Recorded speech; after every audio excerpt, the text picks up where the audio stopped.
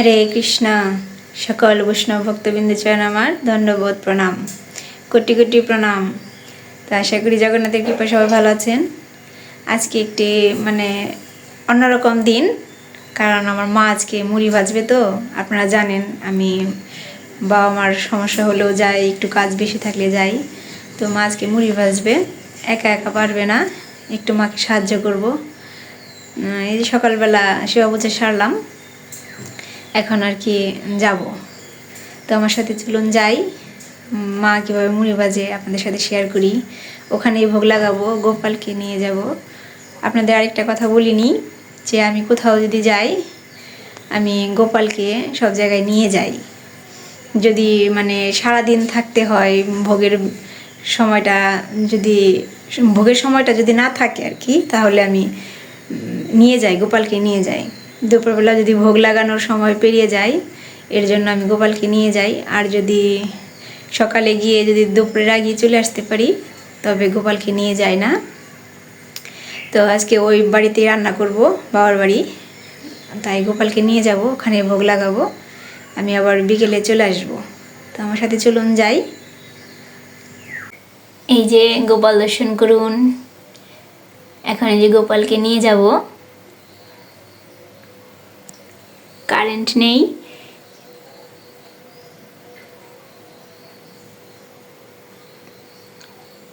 তো চলুন যাই, এখন যাই।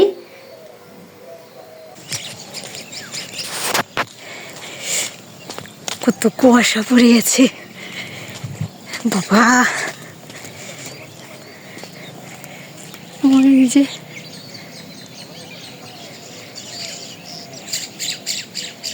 সূর্যটা দেখাই যায় না।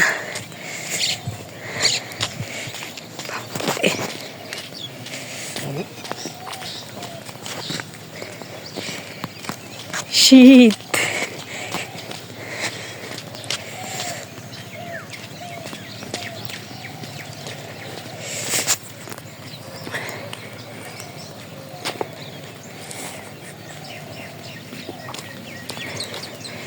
কেমন কুয়াশা।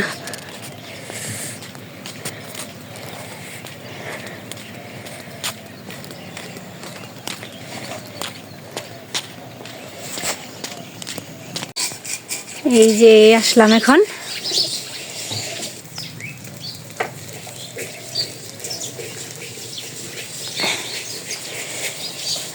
এই যে মা মুড়ি ভাজছে, এখন আমিও সাথে একটু কাজ করি।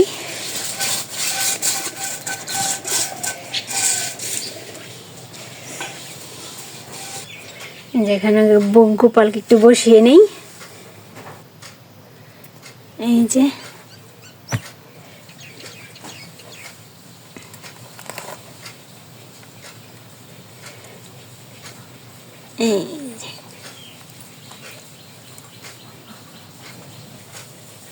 এই যে গোপালকে এখন বসালাম, এখন মায়ের সাথে কাজ করি।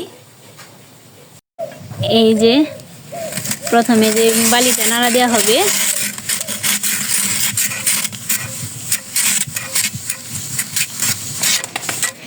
এরপরে যে এই পাশে চাল দেওয়া হবে, এই যে দুই পাশে। এখন এই যে লবণ জল দেওয়া হবে। শুধু চাল তুলে তো হবে না, লবণ জল দিলে না এই যে মুড়িটা আর কি ভালো লাগবে আর কি, স্বাদ উঠবে মুড়িতে, তো দিতেই হবে। এখন এই যে নাড়তে চাড়তে থাকতে হবে, নাড়াচাড়া দিতে হবে।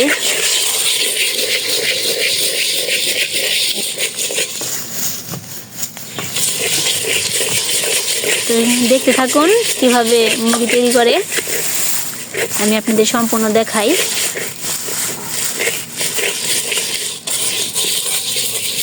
এই যে চালটা এই যে হয়ে এসেছে, এবার আবার এই যে বালি নাড়া দেওয়া হবে। নামানোর আগে একবার দিতে হয়, আর বালি ঢালার পরে আরেকবার দিতে হয়। এবার সে বালিটা নাড়া দেওয়া হয়ে গেছে, যখন চালটা হয়ে গেছে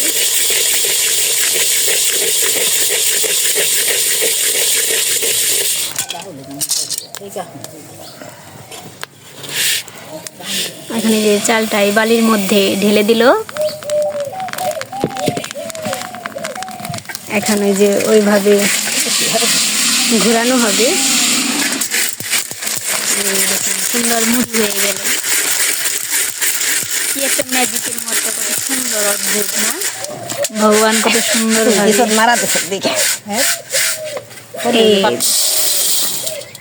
এই যে দেখুন কত সুন্দর মুড়ি হয়ে গেল।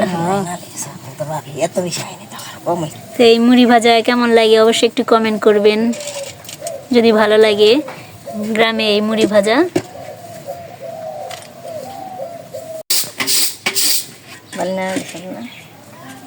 এই যে এখন চাল ভাজলো, ওই খাবার চালটা এই যে ভাজলো, এটা অনেক মানে অনেক স্বাদ, মুড়ির চেয়েও এটা অনেক স্বাদ খেতে। এটা চাল ভাজা অনেক সুন্দর, যেমন দেখতে সুন্দর তেমন খেতেও সুন্দর।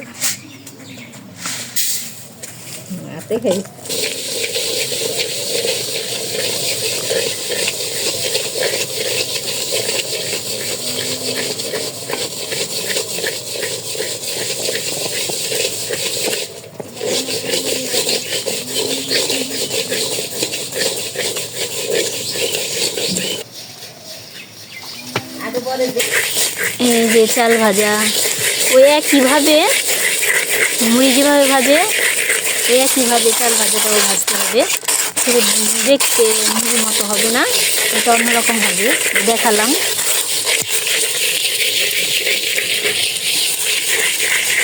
দেখতে থাকুন। এই যে মুড়ি ভাজা শেষ, এখন এই যে মুড়ি চালা হবে। আপনাদের দেখায়, এই মুড়ি যদি না চালা হয় তাহলে যে মুড়িতে বালি থাকবে, মুড়িটা চাললে বালিটা থাকবে না। আর ছোট যে মুড়ি আছে, এই যে এই পাশে এই যে ছোট মুড়িটা পড়ে যাবে, এইভাবে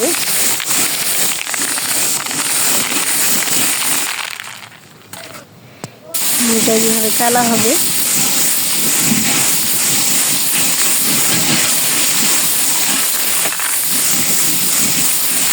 এইভাবে করে মুড়ি চালা হবে।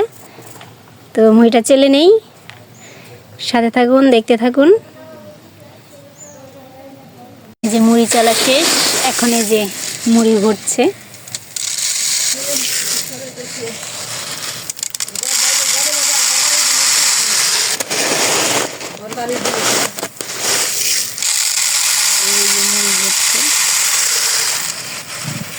এখন এই যে ডামের মধ্যে মুড়ি রাখা হবে। আপনাদের কেমন লাগলো অবশ্যই একটু কমেন্ট করবেন। এই যে রান্না বান্না করবো এখন, ওই যে গোপাল বসে আছে। এখন রান্না করব এই যে মূলা শাক, যে ডাটায় থেকে এই শাকগুলো বের করে রেখেছি। এই যে মূলা শাক হবে আজকে, আর পাঁচমিশালি সবজি। এটা আর কি এই যে লবণ দিয়ে একটু মেখে ওই সবজির মধ্যে দিয়ে দেব মূলার ডাটা। তো আজকে নিরামিষ তরকারি আর শাক ভাজি রান্না করব, তো দেখতে থাকুন। এই যে রান্না বসিয়ে দিয়েছি, ভোগ রান্না। অন্যটা ওই পাশে দিয়েছি, এর পাশে এই যে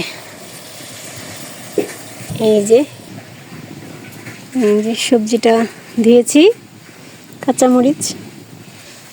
এই পাশে এই যে শাকগুলো চিপড়ে চিপড়ে যেখানে রাখবো।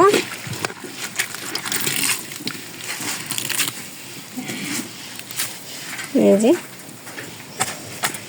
এভাবে সবগুলো শাক চিপড়াবো।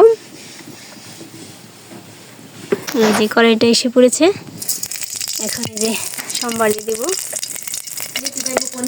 এই যে ফোড়নটা দিয়েছি, এখন সবজিগুলো দিয়ে দেব।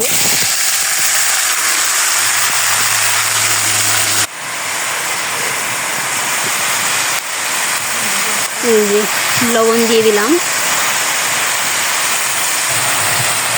একটু হলুদের গুঁড়া দিয়ে দিলাম,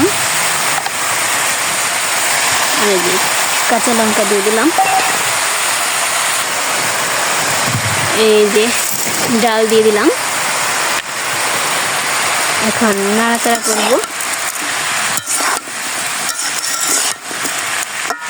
একটু তাড়াহুড়া, সাথে থাকুন, দেখতে থাকুন।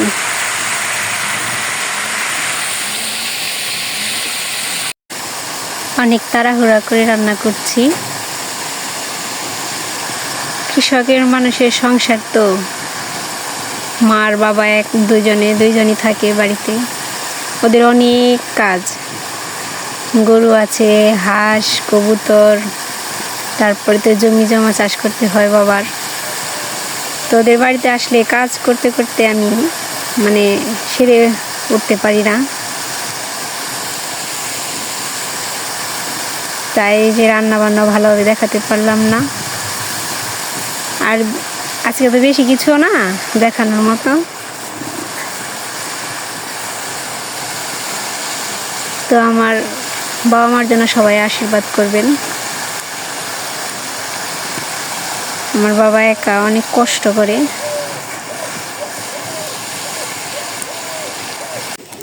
আমার বাবার হাল ধরার মতো কেউ নেই পাশে, একাই কষ্ট করতে হয়।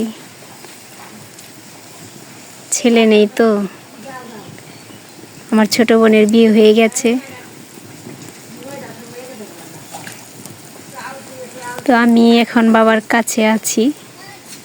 বাবা মার বিপদ আপদ সবসময় বাবা মার পাশে এসে দাঁড়াই। এভাবেই যেন বাবা মার পাশে থাকতে পারি। আর আপনারা সবাই আশীর্বাদ করবেন আমার বাবা মা যেন প্রসাদভোজী হয়, এই চেষ্টায় অনেক করি। ওনারা প্রসাদভোজী হলে আমি অনেক খুশি হতাম।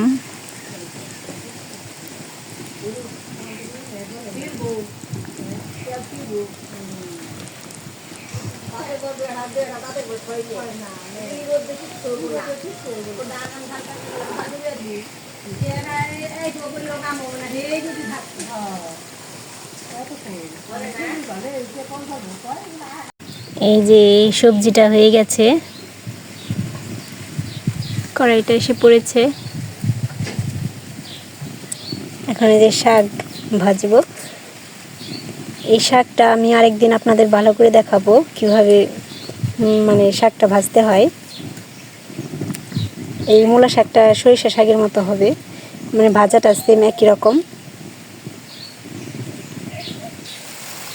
কড়াইয়ে তেল দিয়েছি, এখন কয়েকটা শুকনো লঙ্কা দিলাম। এখন এই যে উঠিয়ে ফেলবো। মরিচগুলো ভাজা হয়ে গেছে। এখন এই যে শাক দিয়ে দেব।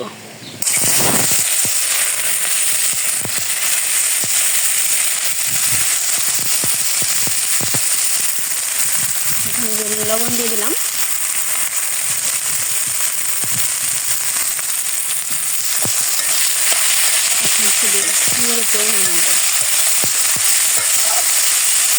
আমার প্রত্যেকটা শাক ভাজাই সহজ। শাক ভাজিটা আমি দেখাবো। যে শাক ভাজি হয়ে গেছে, এখন নামাবো, ভোগ লাগাবো। ওই দেখুন আমার বাবা এসেছে জমি থেকে। জমিতে কত কষ্ট দেখেন। এই যে দেখেন পায়ের অবস্থা, হাতের অবস্থা। এই যে উনি কত পরিশ্রম করতে পারে। একটা কৃষক মানুষের যে কত কষ্ট চোখে না দেখলে বোঝা যায় না। আমার বাবার বেশি কষ্ট, যেহেতু উনি একা। এই যে রান্না শেষ, এখন এই যে ভোগ লাগাবো। তো ভোগটা লাগাই, দেখতে থাকুন। তো এই যে ভোগ হলো, তারপরে প্রসাদ সেবা নিলাম সবাই মিলে। আমি আসলে অবশ্য বাবা মার রান্নাঘরে খায় না, মাছ টাছ খায় না। আমি রান্না করি, ওখানে প্রসাদ পাই, ভোগ লাগাই, প্রসাদ পাই।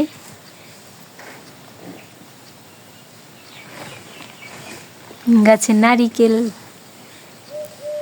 কয়েকটা আছে। তো এখন খাওয়া দাওয়া শেষ, একটু জিরিয়ে নিলাম। এখন এই যে চলে যাব। তো চলুন বাড়ি যাই। তো আজকের দিনটা কেমন লাগলো আপনাদের একটু কমেন্ট করে জানাবেন, আর যদি ভালো লাগে অবশ্যই একটু সাবস্ক্রাইব করবেন, আমার পাশে থাকবেন। হরে কৃষ্ণ।